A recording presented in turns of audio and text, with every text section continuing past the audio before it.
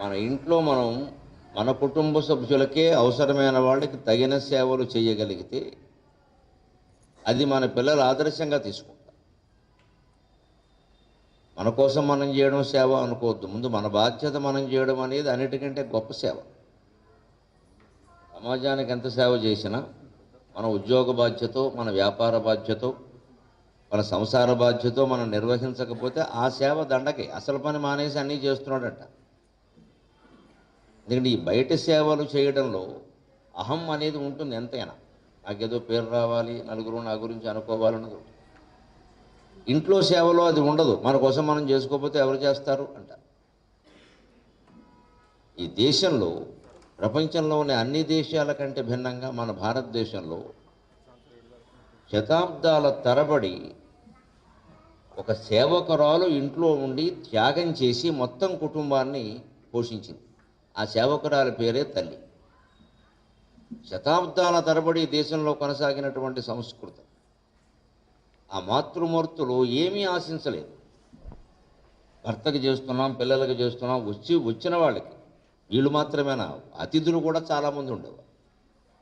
వాళ్ళందరికీ చేస్తున్నాం, దీనికి తగిన గుర్తింపు ఏమిటి, గౌరవం ఏమిటి అని ఆలోచించలేదు. పైగా వాళ్ళకి ఆదివారం సెలవు లేదు, అమావాస్య నిషేధం లేదు,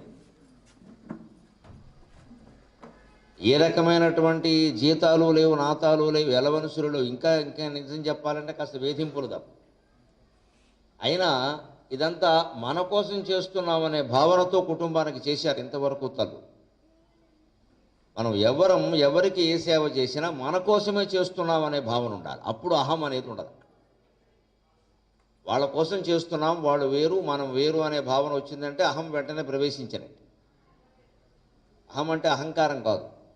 వేదాంత పరిభాషలో అహం అంటే నేను అనే భావన. అది కూడా ప్రమాదకరమైంది. అహంకారం వేరు, అహంకారం ఇంకా ప్రమాదకరమైంది. అహంకారం అంటే గర్వం, ఏదో అది చేశాక వస్తుంది. అహంకారం అనేది చేశాక వస్తుంది, చేయకుండా ఎలా వస్తుంది? చేయని వాడికి రాదు, చేసిన వాడికే వస్తుంది, చేశాడు కాబట్టి. అహం అనేది చేశాక వచ్చేది కాదు, చేస్తుంటేనే మొదలవుతుంది. అసలు చేయాలనే సంకల్పంలోనే ఒక అహం ఉంది.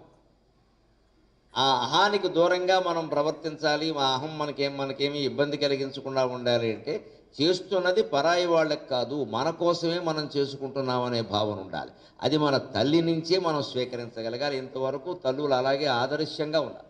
అందుకే నేను మా అమ్మ ప్రార్థనలో, నువ్వు వెళ్ళిపోయావమ్మా, ఇన్నేళ్ళయింది, ఎక్కడ లభ్యమో నికా మహీతల ముందున కాగడాల పెంపెక్కువ చేసి చూచినను. కాగడాలు పెట్టి వెతికినా సరే నువ్వు మాకు చేసినటువంటి సేవలు, మాకు అందించినటువంటి ప్రేమ ఎక్కడా కనపడడం లేదమ్మా.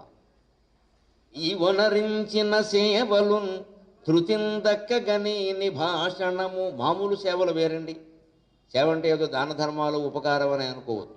ఒక మనిషి ధైర్యాన్ని కోల్పోయి, ఆత్మవిశ్వాసాన్ని కోల్పోయి బాధపడుతూ ఉంటే మనం అతనికి 2 మాటలు చెప్పి కుడి చేతి చూపుడు వేలుతో అతని కన్నీళ్లు తుడవగలిగితే అది శ్రీ మహావిష్ణువు అవతరించి చేసినటువంటి సేవ కింద లెక్క. దశావతారాలు ఆయన అందుకోసమే ఎత్తాడు, మానవుల కన్నీళ్లు తుడవడానికి అవతారం ఎత్తాడు.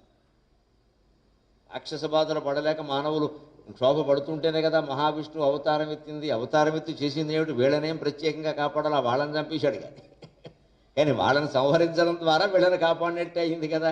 ఆ రకంగా వీళ్ళ కన్నీళ్లు తుడిచాడు. మనం కూడా దుఃఖంలో ఉన్నవాళ్ళు ఎవరికైనా 4 మంచి మాటలు చెప్పి కన్నీళ్లు తుడవగలుగుతున్నాము అంటే అది గొప్ప సేవ. ఏదో అన్నం పెట్టడమనో, లేకపోతే బట్టలు కుట్టించడమనో, రక్తదానం చేయడమనో, డబ్బు దానం చేయడమనో అది మాత్రమే సేవ అనుకోవద్దు. మాటల రూపంలో చేసేది కూడా సేవ. అది చేయగలిగినా చాలు. అందుకే ధృతిందక్కగని భాషణము అని. ఇప్పుడు మా జీవితాల్లో మేమే ఏదైనా కాస్త ధైర్యాన్ని కోల్పోయి కాస్త ఏదో బాధపడుతున్నట్టుగా ఉంటే మా అమ్మ తనంత తానుగా వచ్చి, ఏమిట్రా ఇంత చిన్న విషయానికి ఇది అవుతున్నావు, మేము ఎన్ని పడ్డామరా ఇలాంటివి, ఇలా చేయరా సరిపోతుంది, ఏమిటవుతుంది అని చెప్పేసేది ఏదో. అదే ధైర్యాన్ని నూరిపోయడం అంటే.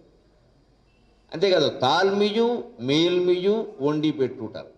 తాల్మి అంటే ఓర్పు.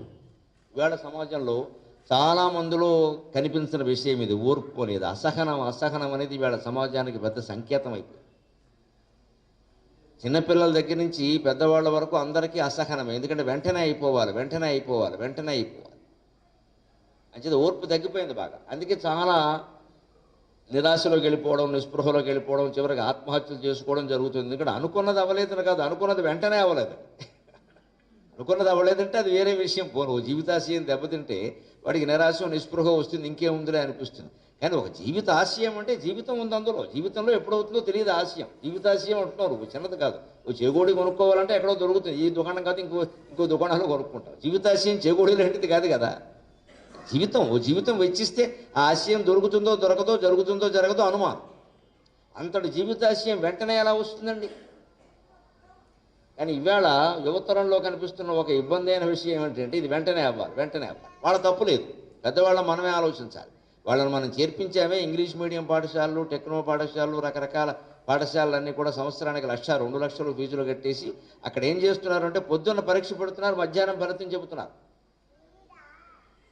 ఇలా మొత్తం నెలంతా ఇలాగే జరుగుతుంటే వాడికి ఏమనిపించింది, పొద్దున్న ఎగ్జామినేషన్, మధ్యాహ్నం రిజల్ట్. అలాగే నేను పని చేస్తే వెంటనే రిజల్ట్ రావాలి, ఎందుకు రాదు? ఈ మనస్తత్వం అక్కడ వచ్చింది.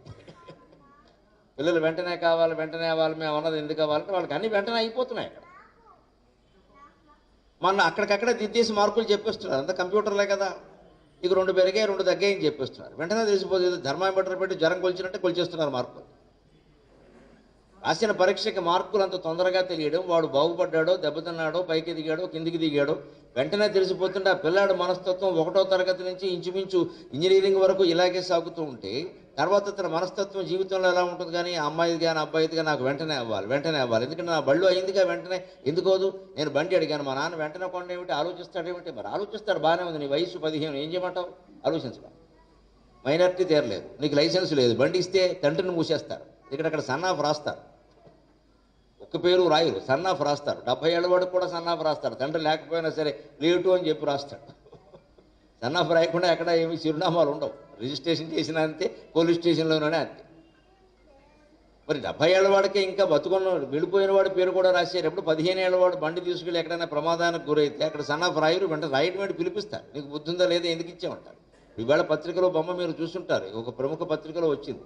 కేవలం 8వ తరగతి అమ్మాయిలు 3 కలిసి బండి మీద ఎడుతున్నారు. 8వ తరగతి అంటే 12 ఏళ్ళు దాటం. 12 ఏళ్ళు దాటిన వాళ్ళకి బండి ఇచ్చారు అమ్మాయిలకి. వాళ్ళు 3 కలిసి బండి మీద ఎడుతున్నారు. పైగా అందులో మధ్య అమ్మాయి స్మార్ట్ ఫోన్ చూస్తోంది, ముందు అమ్మాయి అతి కష్టం మీద డ్రైవింగ్ చేస్తుంది. ఆ అమ్మాయి చూపు కూడా వెనక్కే ఉంది, ఇక్కడ స్మార్ట్ ఫోన్లో ఏదో ఉంది. అక్కడ వెంటనే బొట్టన వేలు పైకో బొట్టన వేలు కిందకో ఏదో ఉంది, దానికి ఏదో